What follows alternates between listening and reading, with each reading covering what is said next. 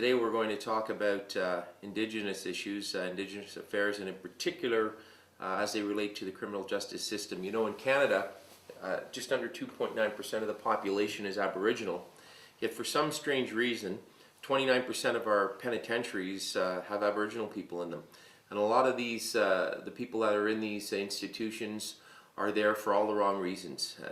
The irony, of course, is over decades we put Aboriginal people in residential schools where they were horribly abused by Catholic priests. I can say that I'm Catholic, religious but not holy. Thank you very much, but I'm not sort of practicing anymore because, you know, I have my faith, but the church, it's almost like cult-like, and this comes out in the way that they treated the sexually abused children so you've got generations of them getting over this abuse, which is why they end up in the criminal justice system and in other areas. But 29% of our population, of our Aboriginal population, 29% of those in jail are Aboriginal.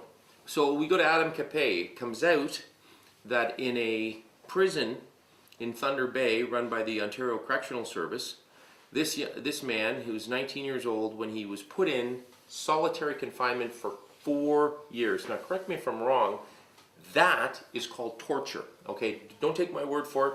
That is torture as designated by the United Nations and the International Convention on Torture, of which we are a signatory to. Our country is a signatory to that. And what that means is we are obligated to enforce that treaty, both here and in other areas that affect us. This is why last year, a Syrian officer, a colonel who had tortured Mahar Arar back in 2003 in Syria, everybody knows that case, was charged in absentia by the RCMP for torture.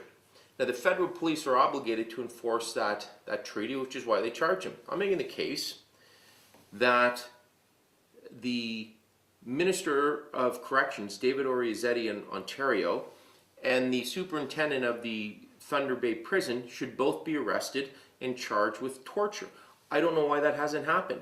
Now you get the mamby-pamby malingerings in the Ontario legislature of Orizetti, who basically said, well, you know, we got him out of the cell, we got him some running water, we got him some toothpaste, we got him out of the 24 hours of light a day, and now we've put him in a cell with his own bed, and we're only going to keep them in solitary confinement for 15 days. Well, 15 days is the torture date under the convention.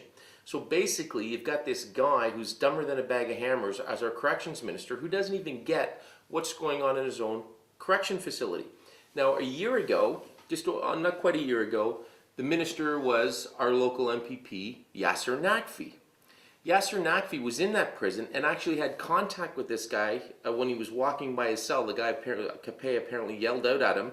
This was mentioned by the president of the local OPSU union.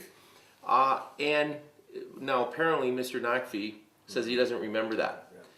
But I'm thinking, you know, if I'm the minister and I come across that, the first thing I'm going to do is say, whoa, stop. Let's stop the visit. Let's stop at the cell. What's going on here? Yes. 4 years? Are you kidding me? And I get all my officials in. See, the point is this: somebody made a decision to do that to that man. Now, he's in there for 4 years. Somebody wanted to cause harm to him. That's a criminal charge. In that institution, the top dog is the superintendent, and in that system, the top dog is Orizetti. Charge them both. That's what I say. What do you say, Daryl?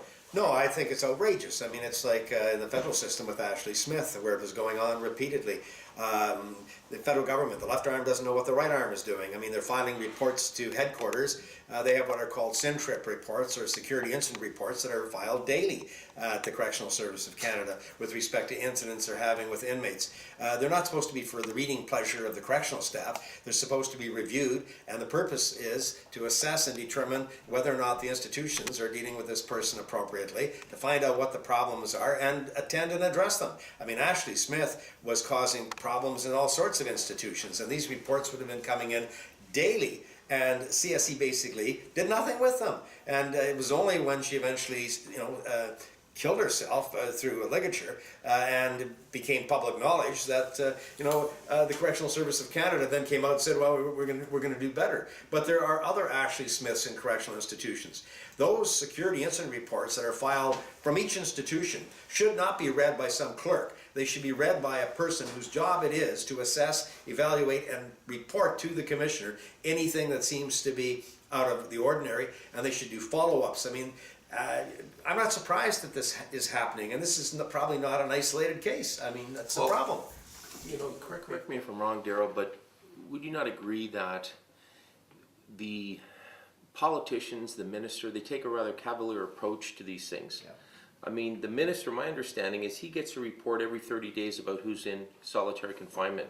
So they get these reports. Now, whether they read them or not, Right. I mean, some of these people, I don't even know if they read or if they have coloring books or what, because I mean, you don't know why this wouldn't go to the core of your system to shock you to the core when you find out that someone's been left in those conditions.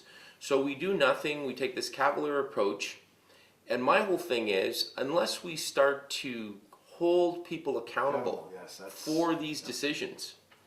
The Liberals I sort of live in the center, right? Mm-hmm. But I find it deeply offensive that, we talk about all of this social engineering stuff and the rights of these people and the rights of that people, and we want to help here and we want to help here. But when those same Liberal officials are actually housing people that's under their control, and they're torturing them, and then they sidestep the issue and they don't talk about it, I think it's outrageous. I also think it's outrageous that the politicians, even when you bring issues to their attention, completely ignore you.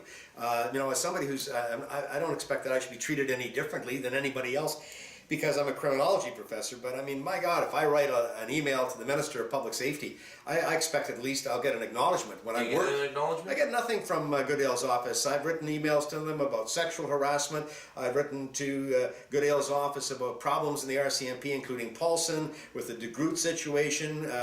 It's interesting you say that because I found the same experience with the Minister of Corrections in Ontario. I called his office when this came out about Capay, and I was put in touch with his assistant for media issues. So I spoke to this fellow and I said, "Look, I'm calling about Adam Capay," and he said, "Who?" And I said, "You don't know who Adam Capay is?" "Well, what specifically are you referencing?" I said, "Well, Adam Capay, the guy that's been tortured," and they play stupid. And then it's only when you push a bit, then they come back, and then we ask them a number of questions, and they don't answer your questions. They answer the questions they answer questions you didn't ask that have nothing to do with the Capay case. So this maybe speaks to a problem in government overall in terms of transparency. I know.